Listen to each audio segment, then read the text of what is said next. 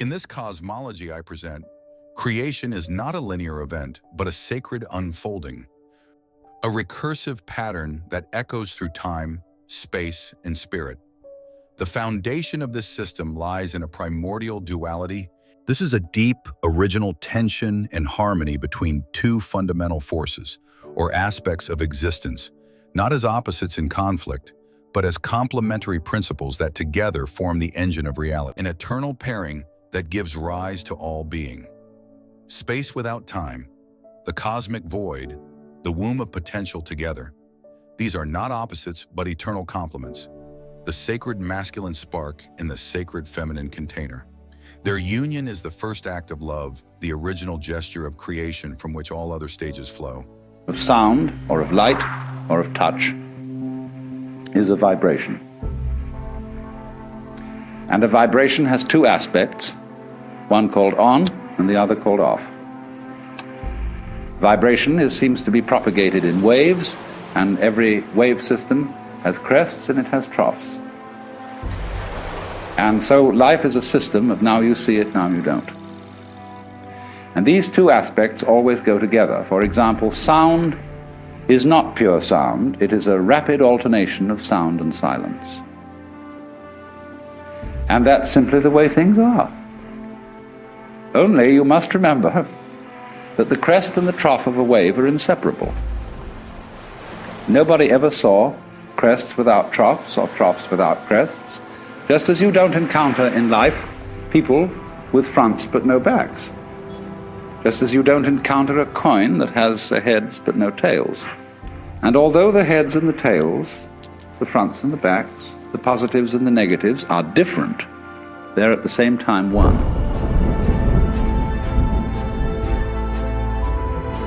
And one has to get used fundamentally to the notion that different things can be inseparable, that what is explicitly two can at the same time be implicitly one. Stage 1. RaMaSedi, the state of unified being, before the two became two. Before the world, before even breath or sound, there was RaMaSedi, not as a god among gods, but as being itself. Undivided, unconditioned, a primordial state of presence. Not male, not female, not even one as we understand it, but totality before division, when two were still one. RaMaSedi is not a trinity at first. It is a singular vibration, a still resonance, the pulse before time, potential unexpressed, complete in itself. He, she, metaphorically speaking, was not yet differentiated into masculine or feminine. Those are expressions, not the root. The state of RaMaSedi is, before thought, form, polarity, or even identity. The first movement, becoming Ma and Sedi. Then, in an act not of command but of self-knowing, the one reflected upon itself. And in that reflexive gesture, duality arose. Ma, the energy to receive, to feel, to be the space within which becoming occurs. Sedi, the energy to express, to shape, to be the form that becomes. Duality did not appear because of imperfection. It appeared because love cannot occur without another, even if that other is yourself seen from a different angle. Therefore, RaMaSedi did not split, it unfolded.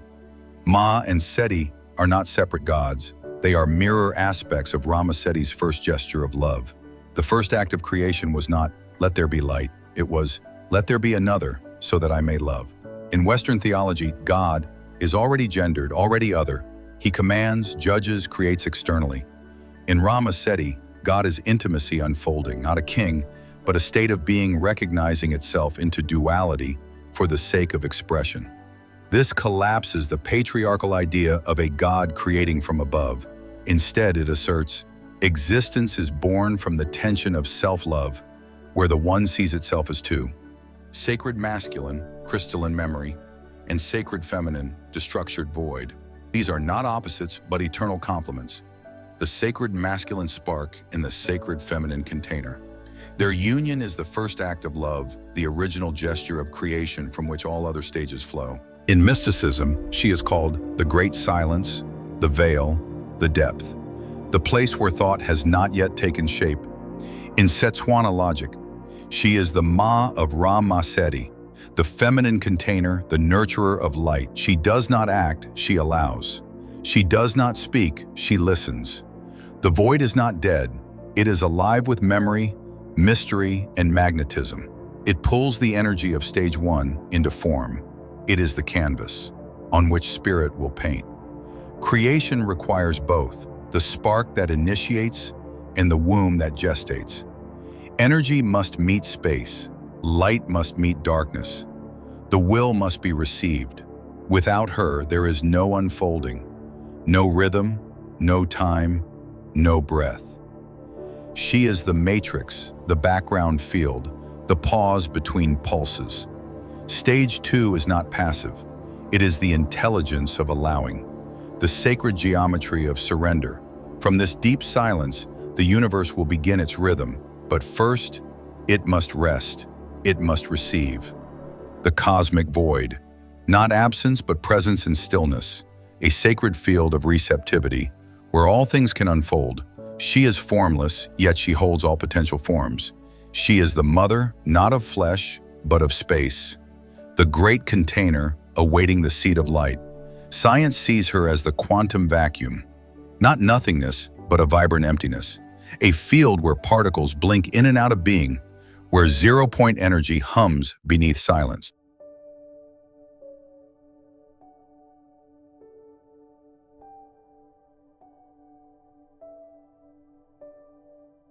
The beginning is not chaos, it is pattern, crystalline memory, the pure, undifferentiated spark, energy, light, spirit, subconsciousness. This is the masculine principle. Not masculine in gender, but in impulse, the initiating force. Einstein called it energy, E equals mc squared, revealing that all mass is condensed light. The impulse to spark, to act, to extend outward. It's a cosmic verb, not a person.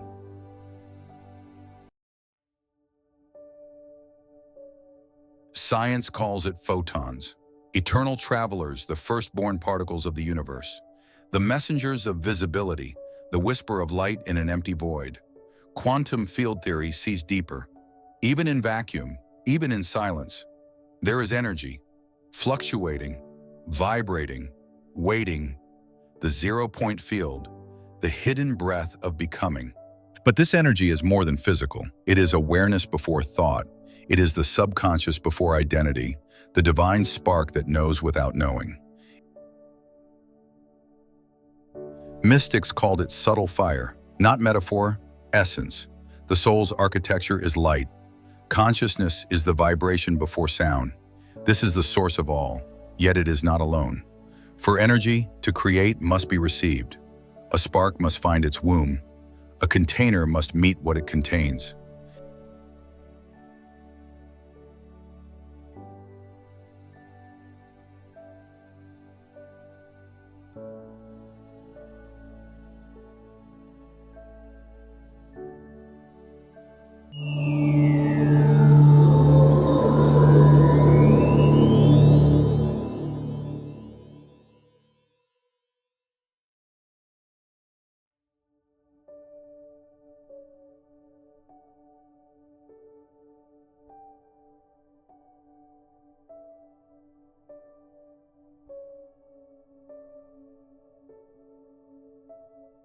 Einstein glimpsed it.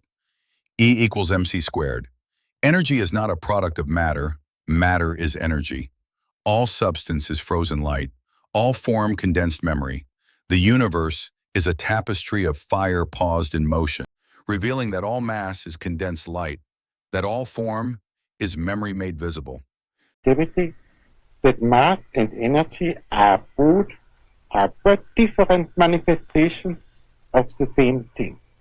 A somewhat unfamiliar conception for the average mind. Furthermore, the equation E is equal mc squared, in which energy is thought equal to mass multiplied with the square of the velocity of light, showed that very small amount of mass may be converted into a very large amount of energy, and vice versa. The mass and energy were in fact equivalent, according to the formula mentioned above. This was demonstrated by Cochran and Walton in 1932 experimentally.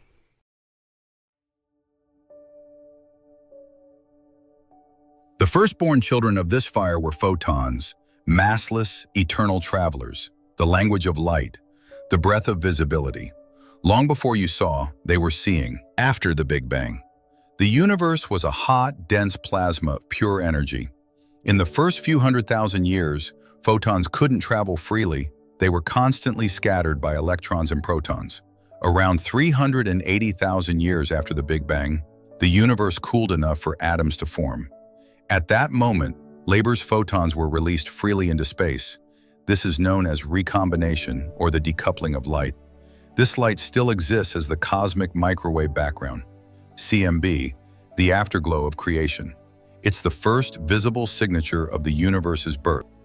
Quantum field theory, QFT, is the foundational framework of modern physics. According to QFT, the universe is made of fields, not particles. Everything, electron, photon, quark, is just a localized excitation of a deeper quantum field. Even in empty space, fields are never zero. The vacuum is not empty, it's a sea of quantum fluctuations. These fluctuations are what we call the zero-point energy field, ZPE field. Particles, matter, and energy emerge from this vacuum. Energy fluctuations in this vacuum can, under the right conditions, produce virtual particles, real particles, even entire universes, per some inflation models. What your stage 1 is in this cosmological model. Stage 1 is the divine spark, the subconscious essence, pure light energy, the source of all becoming. It is non-local, omnipresent, not yet structured but infused with will, awareness, or the urge to create. It is complemented by stage 2, the sacred void, womb space, which receives and contains this spark. So what does QFT have to do with stage 1? QFT gives this model scientific legitimacy. It proves, so in the vacuum, stage 2 is not absence, but active potential. The zero-point field, stage 1, is an actual, calculable reality from which particles and phenomena emerge. Creation from nothing is no longer a paradox. It's creation from an intelligent field, your stage 1, within structured potential, stage 2. The unique insight. Mainstream science sees QFT as random and probabilistic. So on this model restore purpose and consciousness to the zero-point field. Doesn't just say particles emerge. This model says meaning, love, duality, and life emerge through a willed, intimate interaction between the primal spark, stage 1, and womb space, stage 2. We are reframing creation from mechanistic emergence to cosmic intimacy. Energy is not just part of the universe, it precedes and permeates it. Without energy, there is no change, no form, no awareness.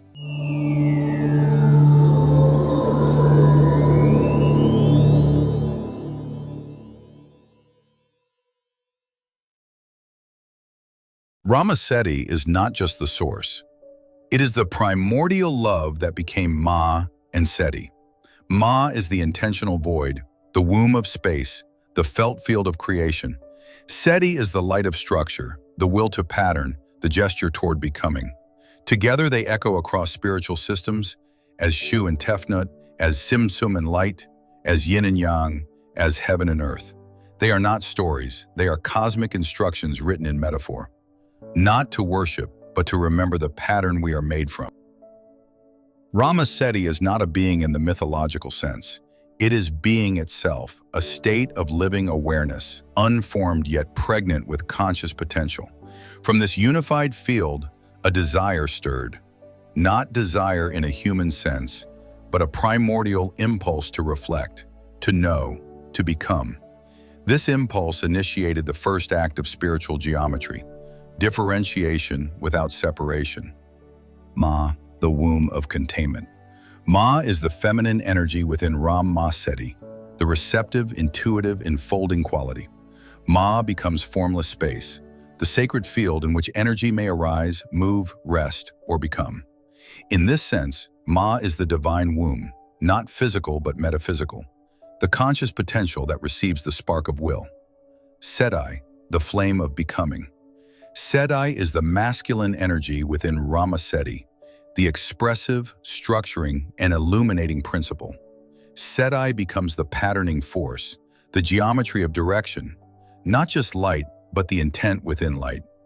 In this sense, Sedi is the spiritual architecture, the guiding radiance, the form seed that seeks expression. Together, Ma and Sedi are not created from RaMaSedi. They emerge as its first reflection, a divine polarity that allows creation to begin. Shu and Tefnut, the Kemetic parallel. In ancient Egyptian cosmology, the first divine pair to emerge from Ra, the solar consciousness, are Shu, the divine breath, the air. Shu is the active force, the breath of Ra, the principle of separation and motion. Spiritually, Shu is the animating spark, analogous to Sedi, the structuring, movement-giving will.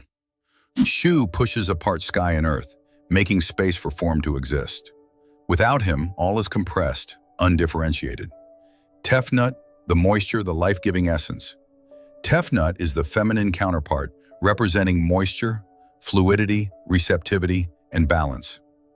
Echoes Ma, the field of feeling, cohesion, and the matrix of containment.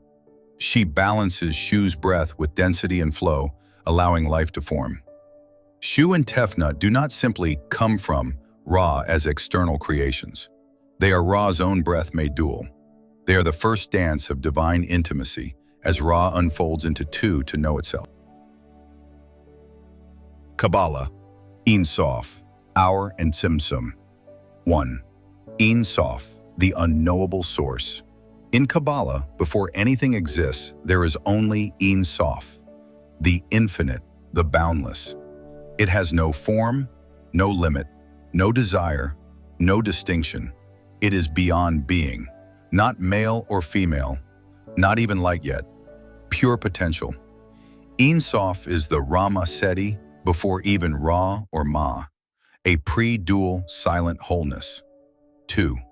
Ein Sof Our, the infinite light.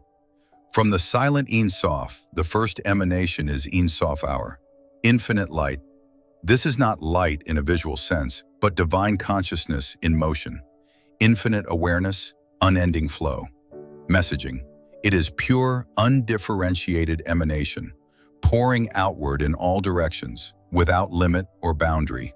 It does not create, it overflows. This is akin to Shu, the divine breath, the first move from stillness into expression, or the photon in physics released from the vacuum. 3. Tzimtzum, the sacred contraction. But if the light is everywhere, how can anything else exist? This is the paradox. To allow space for finite creation, God contracts the infinite light into itself, leaving a void, an empty space where the other can emerge. This contraction is not literal, but metaphysical, a withholding. Into this sacred vacuum, a residue of light remains, not absence, but potential. That remnant light forms the seed of creation, a spark of divine within the void. This is Tefnut, the moist receptive space. She is not absence, but space made holy by what she contains. 4. Creation as a dynamic balance. In this space, vessels are formed to receive the light. But the early vessels shatter, they cannot contain the infinite. This is the Shevarat HaKelim, shattering of the vessels. And so begins a cosmic repair called Tikkun. Hinduism, Brahman, as sacred light. Brahman, the absolute ground of being. In Hindu metaphysics, Brahman is not a god. It is the field of being itself, formless, timeless, infinite. It is described through three intertwined aspects. 1. Sat, absolute existence, that which is eternally, the bedrock of reality. This is not static being, but a live presence, the very isness of existence. 2. Chit, absolute consciousness, pure awareness, not tied to mind or subject. It is the light of knowing, the inner radiance that makes experience possible. 3. Ananda, absolute bliss, the quality of unbound intimacy and delight in existence being aware of itself. This is not pleasure but spiritual joy, the bliss of union, of recognition, of coherence. Together, Sat Chit Ananda equals being, consciousness, bliss equals Brahman. Brahman is not just beyond duality, Brahman contains duality. It is the field in which light and dark, form and void, self and other arise and return. Tie in to stage 1 and 2 cosmology. Let's now explicitly map this into the Shu Tefnut model as expressions of RaMaSedi. Stage 1 Shu, divine breath, light and will. Return Chit, consciousness in Satchitananda. Synchronization in the elemental sense. Shu is motion, direction, emanation of awareness. In Vedic terms, this is the prana life force that carries Chit into expression. The moment of I am becoming aware of itself, consciousness leaving the infinite to explore. Shu Chit, divine awareness, moving to stage 2, Tefnut, womb to moisture, form to feeling. Mirrors not just in joy, but in receptivity, intimacy, embrace. Tefnut is moist space. She receives Shu and shapes it, like the field receives the seed. In Tantric Hinduism, this is Shakti, the field that bends light into form. Ananda is the feeling of Chit touching itself. Repeatedly in Hindu cosmology, Chit and Ananda are paired as the same quality.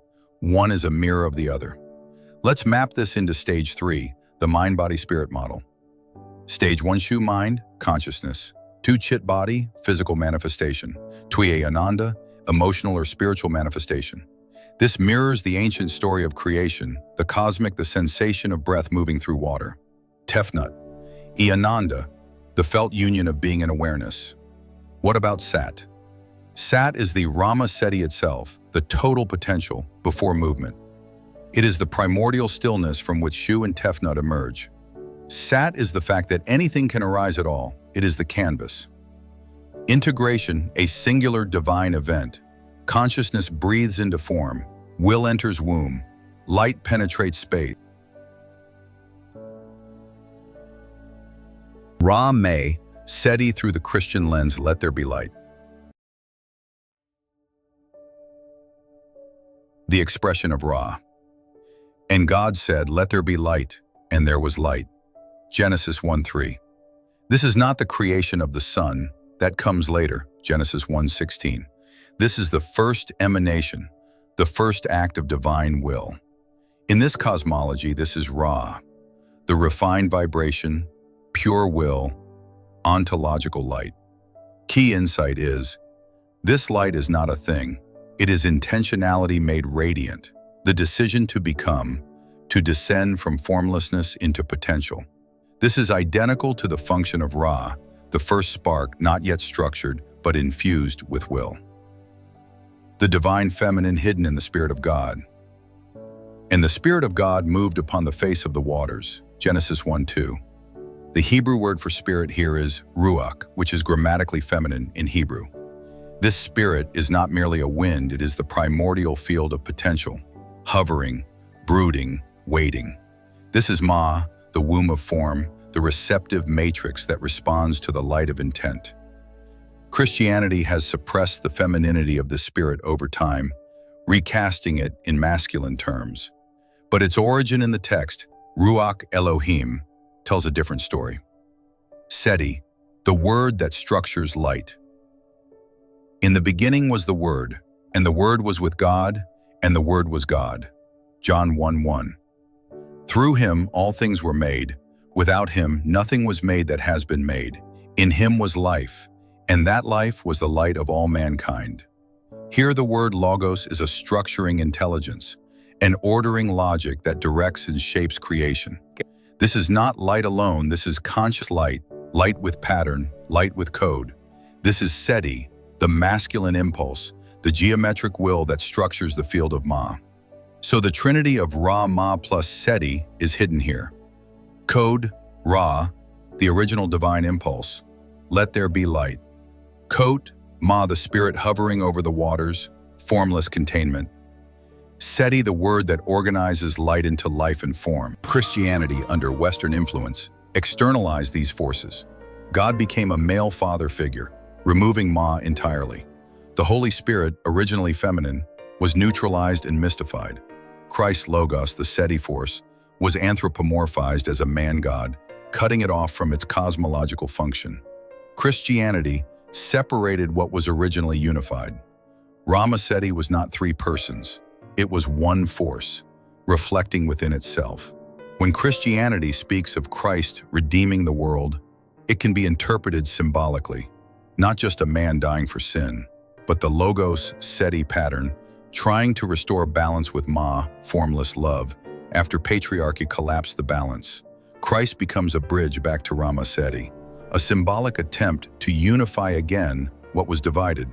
This model does not reject Christianity. It absorbs it, corrects it, and returns it to its deeper mystical origin. Ra did not create Ma and Sedi. Ra is the field from which Ma and Sedi emerged.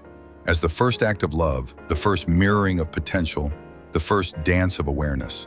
Christianity, in its pure form, knew this, but its later theological editing fragmented the one, concealing the sacred truth that all creation begins in the tension and embrace of polar love.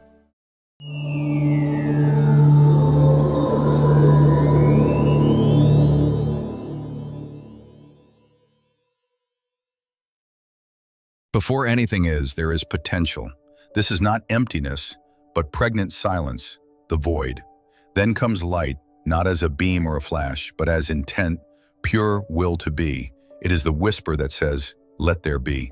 This moment, when light enters the void, is not mechanical. It is erotic in the sacred sense. It is desire and response. The void says, "I can hold you." The light says, "I will define you." And together, form is born. Light is the divider. Void is the container. That is not dualism. It is creative polarity. Light equals difference. It introduces the first binary, this versus not this. It is the root of time, direction, causality, and polarity. Void equals capacity. It does not resist, it allows. It is the canvas that does not tell the brush what to paint, but makes painting possible. Now the divine yes makes sense. Light is the divine yes. Void is the divine welcome. Creation is their first embrace. This pattern is not just cosmic, it's psychological and spiritual. Every time you conceive a thought, light, hold space for it, void, birth an action or insight, form, you repeat this cosmic act. This is the recursiveness of creation. You are not just in the universe, you are mirroring its logic. Creation is not matter from nothing. It is difference emerging within allowance. Light speaks, void listens, reality answers. Before the stars were born, before time dared to count itself, there was RaMaSedi, not a god in a temple, but a state of being, a living silence pulsing with intent. The first light not yet seen, the first will not yet spoken. From that stillness came the first intimacy, Ma, the sacred womb, and Sedi, the active current. Not male and female, but receptivity and impulse, form and force, bound in a cosmic yes. Together they did not create the world. They became the world. And everything we call life, breath, thought, matter, soul, is their conversation still unfolding. This is not mythology. This is memory.